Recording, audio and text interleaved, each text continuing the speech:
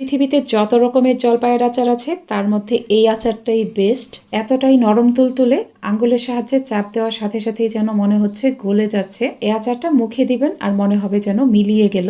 আজকে এই আচারটি বানানোর A to Z সবকিছুই আপনাদের সাথে শেয়ার করার চেষ্টা করব। আশা করছি পুরো রেসিপির সাথেই থাকবেন। এর জন্য এখানে 2 কেজি পরিমাণ নিয়েছি কাঁচা জলপাই। প্রত্যেকটা জলপাই দা বা বটির সাহায্যে 4-5টা এরকম কুচি কুচি করে কেটে নিয়েছি। একটু গভীর কুচি করে কেটে নিতে হবে। দেখতেই পাচ্ছেন আমি জলপাইগুলো কিভাবে কেটেছি। এভাবে জলপাই কাটলে জলপাইয়ের ভেতর পর্যন্ত সমস্ত মশলা ভালোভাবে প্রবেশ করে আচারটা খেতে একটুও টক লাগে না, অনেক বেশি মজার হয়।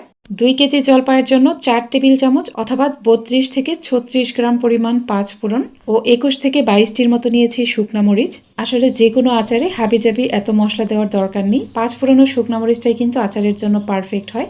এই মশলাগুলোকে শুকনো খোলায় ভালোভাবে টেলে নিতে হবে। চুলার কম আঁচে এই মশলাগুলোকে একটু সময় নিয়ে ভেজে নেবেন। যখন মশলার কালার অনেকটা চেঞ্জ হয়ে যাবে আর মশলা থেকে খুব সুন্দর একটা সুঘ্রাণ পাওয়া যাবে, তখন চুলা বন্ধ করে এগুলো নামিয়ে ঠান্ডা করে ব্লেন্ডারে অথবা শিলপাটায় আধ ভাঙা করে নেবেন।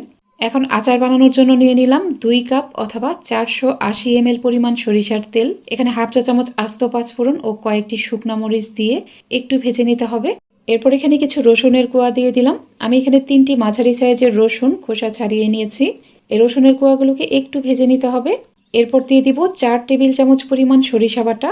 2 কেজি জলপাইয়ের জন্য 4 টেবিল চামচ সরিষা বাটাই দিবেন। সরিষা বাটা এর থেকে বেশি হলে কিন্তু আচার তিতা লাগবে। 2 চা চামচ দিয়ে দিলাম রসুন বাটা। সরিষা ও রসুন বাটাটাকে একটু ভেজে নিতে হবে। মশলাটাকে একটু ভেজে নেওয়ার পর চুলার আঁচ কমিয়ে দিতে হবে। এখন দিয়ে দিলাম 2 চা চামচ মরিচের গুঁড়া ও হাফ চা চামচ হলুদের গুঁড়া। চুলার কম আছে এই গুঁড়া মশলাগুলোকে একটু ভাজবেন। এ পর্যায়ে চুলার আঁচ বাড়িয়ে দিলে কিন্তু গুঁড়া মশলাগুলো পুড়ে যাবে। আর চুলার কম আছে গুঁড়া মশলা এভাবে একটু ভাজলে আচারের কালার খুব সুন্দর হবে। এখন দিয়ে দিলাম 800 গ্রাম পরিমাণ চিনি।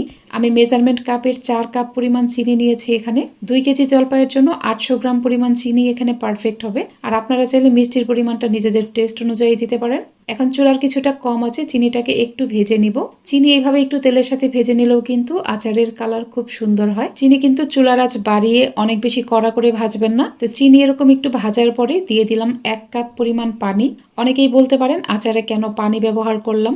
এই আচারে একটু পানি ব্যবহার করলে কি হয়, আচারটা অনেক বেশি জুসি হয়। এখানে যদি পানি ব্যবহার না করেন তেলের সাথে ভাজা ভাজা হয়ে জলপাইগুলো শক্ত হয়ে যাবে।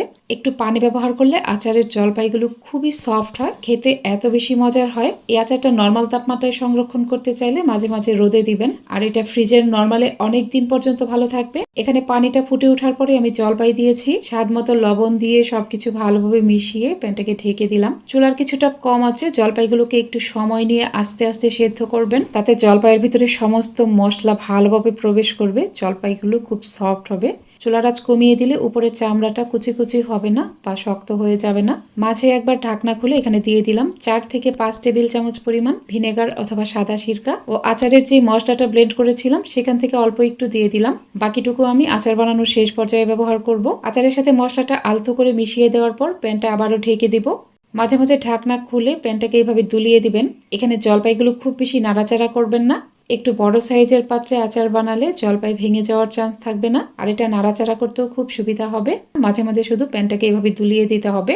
প্রায় 30 মিনিট পর ঢাকনা খুলে নিয়েছি। দেখুন প্রত্যেকটা জলপাই কত সুন্দরভাবে সেদ্ধ হয়েছে আর এত বেশি জুসি হয়েছে, খুবই সফট হয়েছে। জলপাই সেদ্ধ হয়ে গেলেও শিরাটা কিন্তু এখনো পারফেক্ট ভাবে জাল হয়নি। ঢাকনা ছাড়াই শিরাটাকে আরেকটু জাল করে নিতে হবে। আর কিছুক্ষণ পর দেখুন শিরাটা কিন্তু পারফেক্ট ভাবে জাল হয়ে গেছে। আমি এই আচারের শিরাটা একদমই শুকিয়ে নিব না।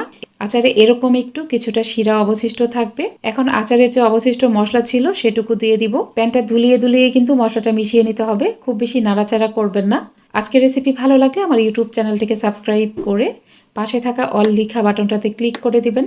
আর যারা ভিডিওটি ফেসবুক থেকে দেখছেন তারা আমার ফেসবুক পেজটিকে লাইক ও ফলো করে রাখবেন। মশলা দেওয়ার পর আচারটাকে আর একটু জাল করে নিতে হবে। নামানোর আগে এখানে অল্প একটু বিট লবণ দিয়ে দিলাম। বিট লবণ অপশনাল, আপনি চাইলে দিতে পারেন আর চাইলে বাদ দিতেও পারেন। তো এই পর্যায়ে দেখুন আচারের শিরাটা কিন্তু পারফেক্ট ভাবে জাল হয়ে গেছে। আমি আচারের শিরা এরকমই ঘন রাখতে চাচ্ছিলাম। এই আচার কিছুটা জুসি হবে। এই আচারটা ঠান্ডা হয়ে যাওয়ার পর কিন্তু শিরা অনেকটাই টেনে নিবে, তাই শিরাটা এর থেকে বেশি ঘন করব না। চুলা বন্ধ করে দিয়েছি। চুলা বন্ধ করে প্যানটাকে ঢেকে দিলাম। গরম চুলার উপরে কিন্তু এই প্যানটাকে রাখবেন না। প্যানটাকে চুলা থেকে নামিয়ে এক সাইডে রেখে দিব।